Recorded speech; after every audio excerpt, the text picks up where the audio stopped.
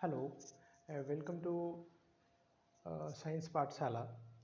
Actually YouTube पे मेरा channel था काफ़ी दिन से, but now now I am starting with new energy for online session of science. और मेरा फोकस सब्जेक्ट है science for 9th and 10th classes. और आगे जो in future potentially I am like also make video for 11th and 12th also for science only। और कुछ government exam हैं उनके भी मैं कुछ दिनों में according to vacancy uploaded video and like make a session for online for every students. So start करते हैं हम। फर्स्ट ऑफ ऑल इलेक्ट्रिसिटी, ये चैप्टर है आपका 10th फिजिक्स का। जो भी बच्चे 9th से अभी 10th में आए हैं अभी, वो उनके लिए बहुत मीन्स मैं स्टार्ट इसलिए किया इलेक्ट्रिसिटी से क्योंकि इलेक्ट्रिसिटी एक लगभग फिजिक्स में एक अच्छा लाइक मार्क भी रखता है और एक अच्छा कॉन्सेप्ट भी देता है। फर्स्ट चैप्टर वैसे लाइट है, बट इलेक्ट्रिसिटी से मैं स्टार्ट करता हूँ। और इलेक्ट्रिसिटी का यूज़ हम लाइक आगे जो conduct like magnetic effect of electric current है उसमें भी देखेंगे। तो पहले हम इलेक्ट्रिसिटी के बारे में पढ़ते हैं। तो electricity I think every one, आजकल के ज़माने में हर एक बच्चे के पास लाइक ऑनलाइन लाइक एसेसरीज़ है, जिससे बहुत सारी चीज़ें जो है सोशल मीडिया पर वो देखते हैं। और मैं ये चाहता भी कि हूँ लाइक बच्चे कुछ अच्छी चीज़ें भी लाइक देखें according to their subjects and everything. तो इलेक्ट्रिसिटी क्या होती है? First of all everything known that electricity like एक, जैसे आपके घर में डेली हम लोग इलेक्ट्रिसिटी यूज़ करते हैं, तो ये इलेक्ट्रिसिटी आती कहाँ से है, बनती कैसे है, पहले हम ये समझते हैं। मतलब कोई भी चीज़ पढ़ रहे हो आप, तो सबसे पहले हमें ये सीखना है कि वो सब चीज़ मतलब उसका यूज़ क्या है। इलेक्ट्रिसिटी का जैसे यूज़ क्या है, कोई भी चैप्टर पढ़ रहे हो, जैसे लाइट पढ़ रहे हो तो लाइट का यूज़ क्या है, I think everyone know light का यूज़ क्या है। कोई भी चैप्टर पढ़ रहे हो, जैसे केमिस्ट्री से रिलेटेड कोई सब्जेक्ट पढ़ रहे हो, बायोलॉजी से रिलेटेड पढ़ रहे हो, तो सब फर्स्ट ऑफ थिंग आपको ये जानना चाहिए कि उस चीज़ का हमारे लाइफ में, हमारे फ्यूचर में लाइक डेली लाइफ में आगे आने वाले फ्यूचर में क्या यूज़ है। तो इलेक्ट्रिसिटी पढ़ते हैं तो ज़्यादा बात इस पे नहीं करते हैं। तो इलेक्ट्रिसिटी का यूज़ कहाँ, फर्स्ट ऑफ ऑल हमारे लाइक जो घर है उसमें लाइक डेली हम लोग इलेक्ट्रिसिटी यूज़ करते हैं। जैसे हम ये CFL बल्ब यूज़ कर रहे हैं, पहले ट्यूब लाइट आती थी। पहले तो क्या हम यूज़ करते थे, फॉल लाइट, मतलब फोकस के लिए पहले हम लोग लाइट यूज़ करते थे। तो कौन सा बल्ब आता था, एक बहुत पुराना सा बल्ब आता था, येलो कलर की लाइट देता था, उसमें इलेक्ट्रिसिटी बहुत ज़्यादा कंज्यूम होती थी। तो वो शिफ्ट होकर हमारे पास ट्यूबलाइट आई। ट्यूबलाइट बहुत लोग जानते होंगे, आजकल के जो 10th क्लास में बच्चे पढ़ रहे हैं उनको पता भी नहीं होगा कि वो पुराना वाला बल्ब सूर्या का बिनाका का बल्ब आता था, पीला कलर का 100 वाट का आता था, बहुत ज़्यादा इलेक्ट्रिसिटी कंज्यूम करता था। आफ्टर दैट ट्यूबलाइट आई, है ना, ट्यूबलाइट आई। ट्यूबलाइट भी ज़्यादा मतलब एक तरह से उससे तो बहुत कम इलेक्ट्रिसिटी कंज्यूम करती थी। उसके बाद ये हमारा क्या है, मोदी जी ने एक पहल चलाई, एलईडी बल्ब। तो एलईडी बल्ब बहुत ही कम इलेक्ट्रिसिटी कंज्यूम करता है ना। वो 3 वाट से स्टार्ट होकर लगभग 100 वाट तक जाता है, मतलब जनरली जो हम यूज़ करते हैं। तो अब हम पढ़ते हैं, अब उसमें क्या है, आजकल का जो एलईडी बल्ब है उसमें इलेक्ट्रिसिटी का कंजम्पशन बहुत कम है, क्योंकि आजकल इलेक्ट्रिसिटी का बिल भी अचानक से आप लोग देखते होंगे बहुत ज़्यादा आ जाता होगा, वो अनवांटेड यूज होता है तो उसके कारण होता है। तो इलेक्ट्रिक करंट के बारे में पढ़ते हैं पहले। तो करंट होता क्या है, सबसे पहले हम पढ़ते हैं करंट क्या होता है। तो करंट सबसे, अब आप लोग 7th 6th 7th 8th वगैरह में आप लोग पढ़े ही होंगे कि करंट क्या होता है, कि rate of flow of electron, rate of flow of current वो अलग थिंग है। Rate of flow of charge, rate of flow of charge क्या बोलते हैं, rate of flow of charge, rate of flow of charge, या इसको बोल सकते हैं rate of flow of electrons is called current। तो rate of flow of charge, rate of flow of charge या rate of flow of electrons, तो rate of flow of charge is called current. तो charge होता क्या है, charge अगर हम बोले तो चार्ज क्या होता है, चार्ज एक तरह से इलेक्ट्रॉन्स ही होता है। जैसे कोई एक तरह से मैं बोलूँ जैसे वायर होता है, एक समझ लो ये वायर है ना, वायर के अंदर क्या होता है,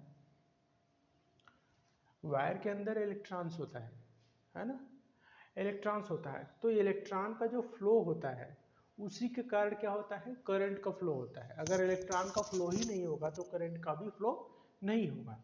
जैसे इलेक्ट्रॉन का डायरेक्शन अगर इस डायरेक्शन में है तो जो हमारा करंट है, करंट जिसको हम I से रिप्रेजेंट करते हैं, उसका डायरेक्शन इसका जस्ट अपोजिट होगा। ठीक है, तो ये होता है। तो ये जो इलेक्ट्रॉन है इसका जो फ्लो है,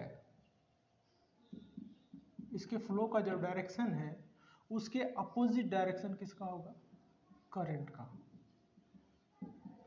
अपोजिट डायरेक्शन ऑफ फ्लो। और इलेक्ट्रॉन के फ्लो के कारण ही, flow of electron is the reason of current। तो करंट का रीजन क्या है, flow of electron in the flow of electron किसी भी लाइक सर्किट में फ्लो ऑफ इलेक्ट्रॉन का रीजन से ही क्या होता है, करंट होता है। ठीक है, कुछ चीजें और भी पढ़ते हैं जैसे कि इलेक्ट्रिक करंट और भी क्या होता है।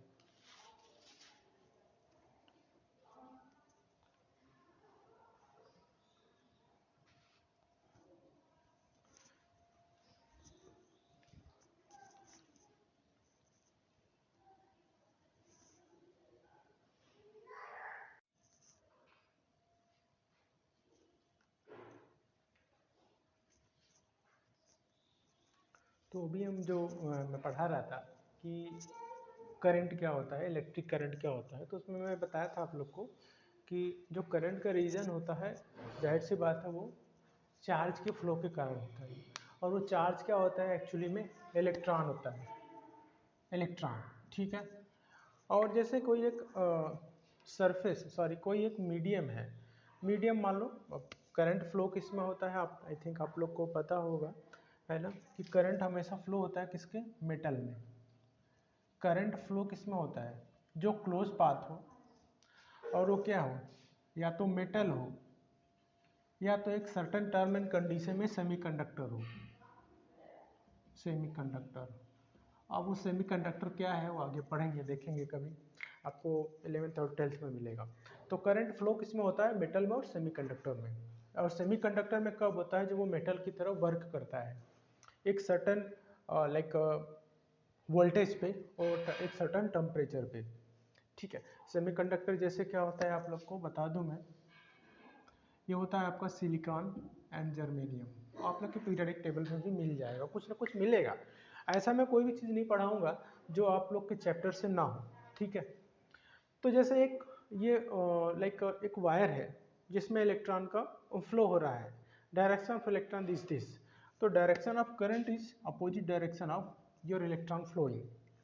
सो flow of charge in any medium, अब मीडियम क्या हो सकता है, मेटल होगा, और flow of electrons in any metal is the reason of current. तो रीजन ऑफ करंट क्या है, फ्लो ऑफ इलेक्ट्रॉन्स और flow of charge in any medium. ठीक है, अब जैसे करंट का फ्लो तभी होगा जब एक क्लोज हो, क्या कोई क्लोज आपका सर्किट हो। ठीक है, देखो मैं थोड़ा आप लोग को पढ़ाऊंगा तो हिंदी और इंग्लिश दोनों मिक्स करके ही पढ़ाऊंगा। ऐसा नहीं है कि आप लोग हिंदी समझते ही नहीं है। Like we are the mostly जो लोग देख रहे होंगे लाइक मदर टंग उनकी हिंदी ही होगी, तो मोस्टली वो हिंदी और इंग्लिश दोनों समझ सकते हो। मैं लिखूंगा इंग्लिश में but you can understand in Hindi और इंग्लिश बोथ। ओके, तो हमें एक क्लोज होना चाहिए। जैसे मैं एक लाइक सर्किट बनाऊं, है ना, है ना, एक सर्किट मान लो अगर ये ओपन रहेगा। ठीक है, चलो मैं जैसे यहाँ पे मैं एक बल्ब लगा देता हूँ। ठीक है, यहाँ पे एक स्विच लगा देता हूँ।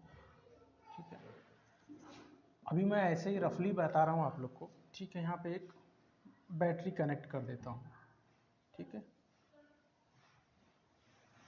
ठीक है, ये प्लस माइनस प्लस, ठीक है। तो देखो ये क्लोज नहीं है अभी, ये बैटरी हम कनेक्ट कर दिए, बैटरी में क्या है, इलेक्ट्रॉन्स है, ठीक है, इलेक्ट्रॉन्स है, बहुत सारे इलेक्ट्रॉन्स है। इलेक्ट्रॉन्स देखो हर जगह इलेक्ट्रॉन्स है, इलेक्ट्रॉन्स क्या है, हर जगह है, लेकिन वो फ्लो उधर ही होंगे जिधर इलेक्ट्रॉन्स की कमी है। जैसे क्या है कि अगर हम दो टैंक ले ले, एक तरह से ये समझ लो दो टैंक है, ठीक है, दो टैंक ले ली, एक टैंक यहाँ तक समझ लो पानी फिल है, वाटर, और एक टैंक में यहाँ तक पानी फिल है, ठीक है। और इसको हम अगर कनेक्ट कर दें इन दोनों को, तो फ्लो किधर होगा, देखो यहाँ पे चार्ज बहुत ज़्यादा है, बैटरी यहाँ पे है, ये हाईली चार्ज्ड है। बोलते हैं ना कि जैसे चार्जिंग सेल होता है, चार्जिंग बैटरी होती है, तो उसको हम क्या बोलते हैं कि इसका चार्जिंग खत्म हो गया है, मोबाइल का चार्जिंग खत्म हो गया है, मतलब वहाँ पे इलेक्ट्रॉन्स जो है, इलेक्ट्रॉन का पोटेंशियल वहाँ पे कम हो गया है, तो उसको हम फिर से चार्ज करते हैं तो वहाँ पे इलेक्ट्रॉन्स का क्वांटिटी ज़्यादा हो जाता है, ठीक है। अब जहाँ पे जरूरत, जैसे मोबाइल की हम बात करें सिंपल, तो मोबाइल में स्क्रीन होता है बहुत सारे, अगर स्विच वाला है मोबाइल, सॉरी बटन्स वाला है तो बटन्स है, स्विच है, कैमरा है, लाइक आपका फोकस है, तो वहाँ पे क्या है, जहाँ पे इलेक्ट्रिसिटी की ज़रूरत पड़ती है वहाँ पे चार्ज बहुत ज़्यादा चले जाते हैं, तो वहाँ पे धीरे धीरे बैटरी आपकी डाउन होती है मोबाइल की।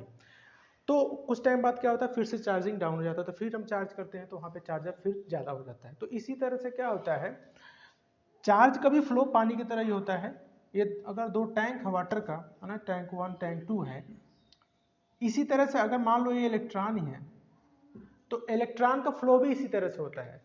अगर लो मीडियम, समझ लो हाई मीडियम वाला है, ये लो मीडियम वाला है, तो हाई मीडियम से लो मीडियम में चार्ज का फ्लो होगा, समझ गए आप। तो हाई मीडियम से लो मीडियम में हमेशा चार्ज फ्लो होता है, तो इसीलिए यहाँ पे क्या है, हाई मीडियम, ठीक है।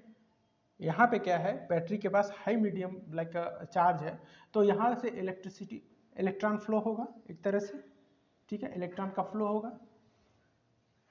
लेकिन इलेक्ट्रॉन का फ्लो तो हो रहा है, लेकिन ये क्या है, स्विच अभी ओपन है, तो जब हम इसको कनेक्ट करते हैं, ठीक है, तो जब हम स्विच कनेक्ट करते हैं तब जाके कंप्लीट सर्कल होता है ना, मतलब ये इलेक्ट्रॉन यहाँ से फ्लो होते हुए यहाँ तक आएगा, ठीक है।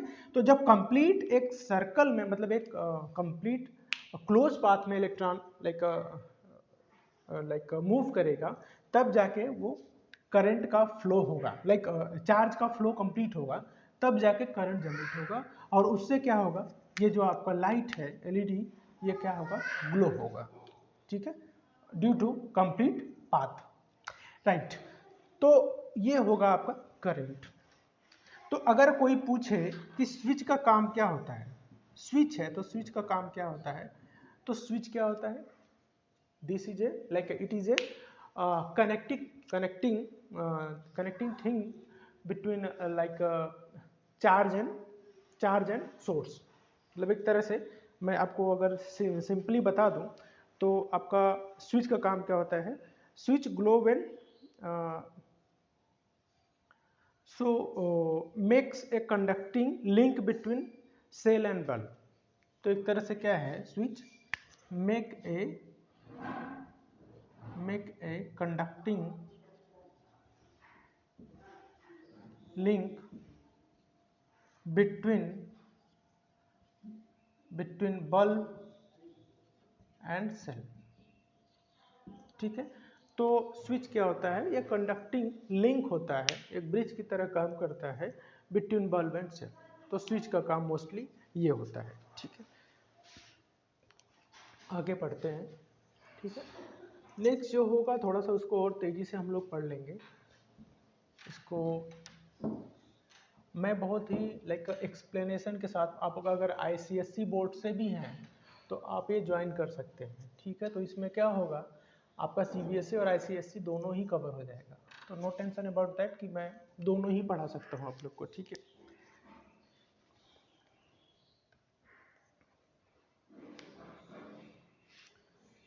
अब अगर आपको एग्जाम में लिखना है, अगर एक राइट डिफिनीशन समझाना हो तो समझा सकते हो इस तरह से, एक राइट डिफिनीशन लिखता तो ये भी लिख सकते हो, the amount of charge, the amount of charge, the amount of charge flowing through a particular area, flowing through a particular area in per unit time, in per unit time, ठीक है। The amount of charge flowing through a particular area in per unit time, मतलब एक particular direction में, particular area में है, कुछ भी हो कि पर्टिकुलर, एक पर्टिकुलर होना चाहिए इन पर यूनिट टाइम, या इसको बोल सकते हैं or it is the rate of flow of charges, or it is rate of flow of charges.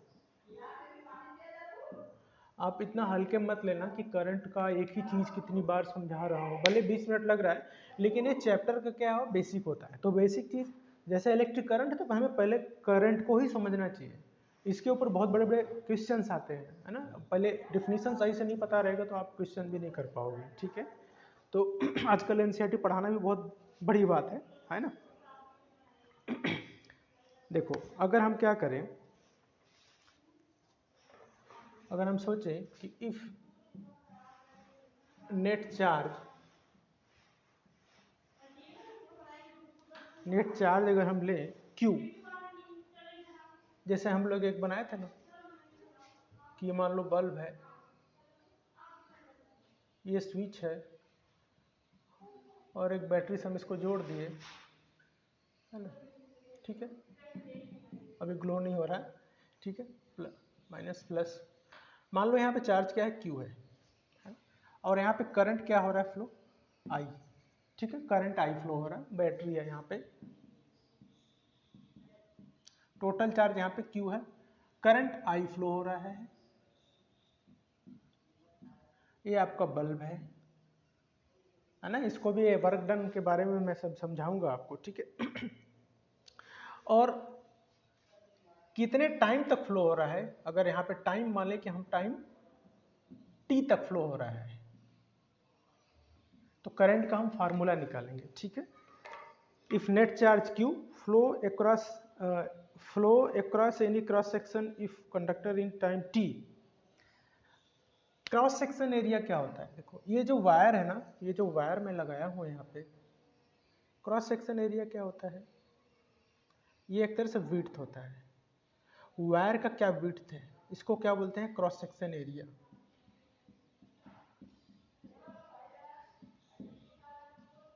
तो क्या बोल रहा है कि अगर नेट चार्ज Q है and current flow, charge flow